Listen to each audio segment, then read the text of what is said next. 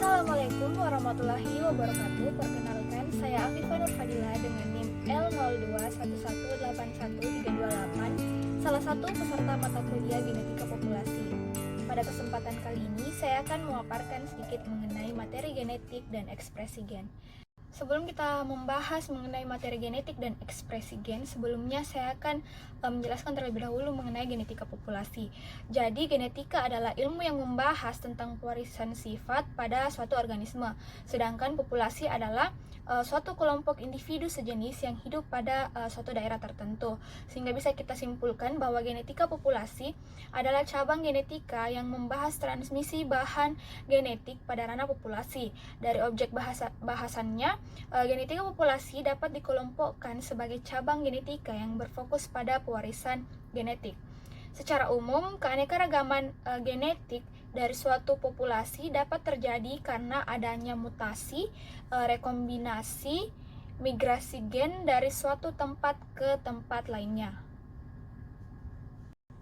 Materi genetik merupakan informasi pada setiap sel makhluk hidup yang dapat diturunkan pada keturunan selanjutnya. Biasanya materi genetik disebut juga sebagai asam nukleat atau faktor hereditas. Pada makhluk hidup, materi genetik terdiri atas kromosom, gen, DNA, dan RNA. Nah, pada kesempatan kali ini saya akan lebih membahas ke DNA dan RNA, di mana DNA merupakan kepanjangan dari deoksiribonukleik acid atau biasa disebut dengan asam deoksiribonukleat, sedangkan RNA adalah ribonukleus acid atau biasa disebut dengan asam ribonukleat. Selanjutnya kita melangkah ke DNA. DNA adalah suatu asam nukleat yang menyimpan segala informasi biologis yang unik dari setiap makhluk hidup. Jadi DNA ini terdiri dari deoksiribo dan nucleic acid, di mana deoksiribo ini adalah gula yang kehilangan atom oksigennya, sedangkan pada nucleic acid itu dia molekul yang mengandung informasi genetik. Selanjutnya kita menuju ke penyusun utama dari DNA. Sesuai dengan namanya, DNA, penyusun utama dari DNA adalah gula ribosa yang kehilangan satu atom oksigen sehingga dikatakan deoksiribosa. Pada gambar tersebut, satu atom oksigen pada salah satu atom C ribosa itu hilang. Kemudian tiap pita atau rantai double helix terbuat dari unit-unit berulang yang disebut nukleotida. Satu nukleotida terdiri dari 3 gugus fungsi, yaitu satu gula ribosa, trifosfat, dan satu basa nitrogen. Hal yang perlu kita tahu adalah posisi trifosfat pada basa nitrogen yang terikat pada ribosa. Gugus trifosfat terikat pada atom C nomor 5 dari ribosa. Bisa kita lihat pada gambar. Gugus trifosfat ini hanya dimiliki oleh nukleotida bebas, sedangkan nukleotida yang terikat pada rantai DNA kehilangan 2 dari gugus fosfat ini, sehingga hanya satu fosfat yang masih tertinggal. Selanjutnya kita menuju ke struktur DNA, di mana pada struktur DNA ini terdiri atas 2 utas benang polinukleotida yang saling berpilin membentuk heliks ganda atau bisa kita sebut dengan double helix. Seutas polinukleotida pada molekul DNA ini tersusun atas rangkaian nukleotida.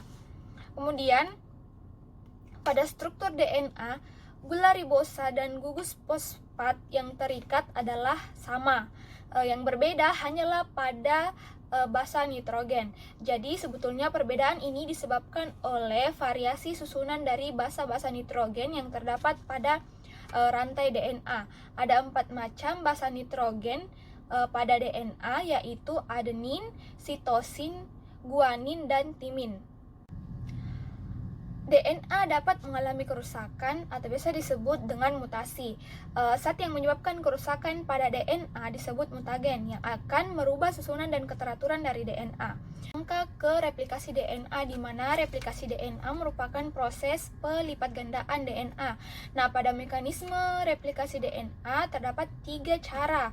Yang pertama itu semi konservatif, yaitu pita double helix molekul DNA lama akan membuka dengan bantuan enzim. Lalu pada masing-masing pita DNA lama terbentuklah pita DNA yang baru.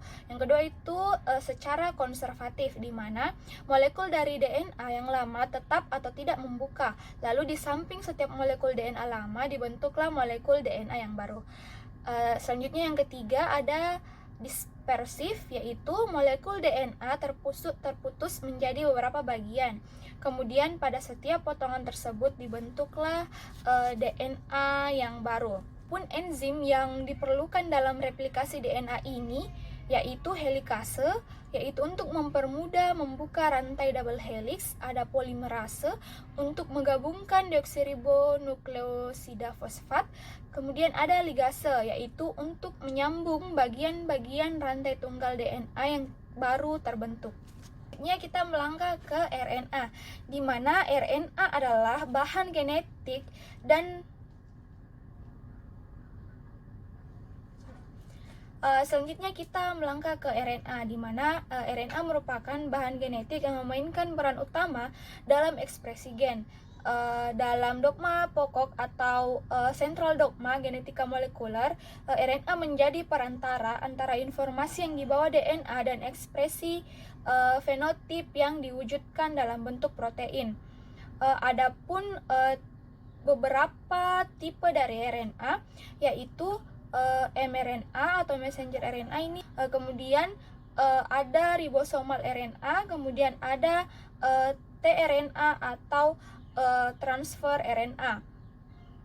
Kemudian fungsi dari RNA itu sendiri sebagai perantara antara DNA dan protein dalam proses ekspresi genetik. Karena ini berlaku untuk semua organisme hidup. Dalam peran ini, RNA diproduksi sebagai salinan kode urutan basa nitrogen DNA dalam proses transkripsi. Kode urutan basa ini tersusun dalam bentuk triplet 3 urutan basa N yang dikenal sebagai kodon. Selanjutnya kita menuju ke struktur RNA. Di molekul RNA mempunyai bentuk yang berbeda dengan DNA. RNA ini memiliki bentuk pita tunggal dan tidak berpilin.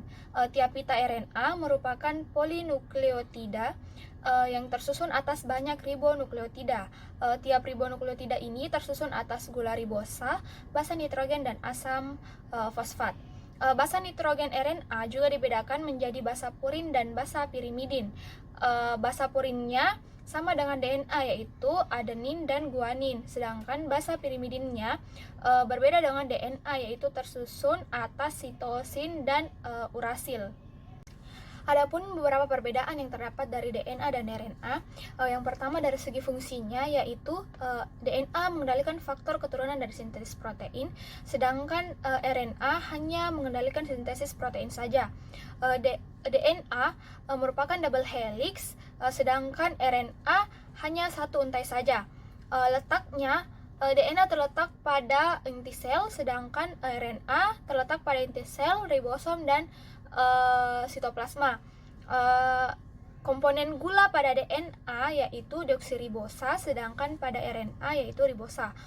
Adapun jenis basa nitrogen yang terdapat pada DNA yaitu adenin dan guanin serta sitosin dan timin. Sedangkan pada RNA adenin dan guanin serta sitosin dan urasil. Kita masuk ke ekspresi gen, di mana pada ekspresi gen ini terdapat dua proses, yaitu translasi dan transkripsi. Di mana transkripsi merupakan proses pembentukan messenger RNA dari salah satu pita DNA. RNA polimerase membuka sebagian double helix DNA. Kemudian RNA polimerase membantu menyusun messenger RNA dengan menambah nukleotida. Kemudian messenger RNA yang sudah terbentuk akan menuju ke sitoplasma untuk proses translasi di ribosom. Kemudian pada proses translasi di ribosom, messenger RNA diterjemahkan dengan bantuan transfer RNA untuk menjadi asam amino. Kemudian asam amino tersebut diaktifkan dengan ATP. Lalu pada saat asam amino tersebut aktif, kemudian dibawa oleh transfer RNA ke ribosom. Kemudian transfer RNA tersebut memiliki antikodon yang sesuai dengan triplet kodon pada messenger RNA.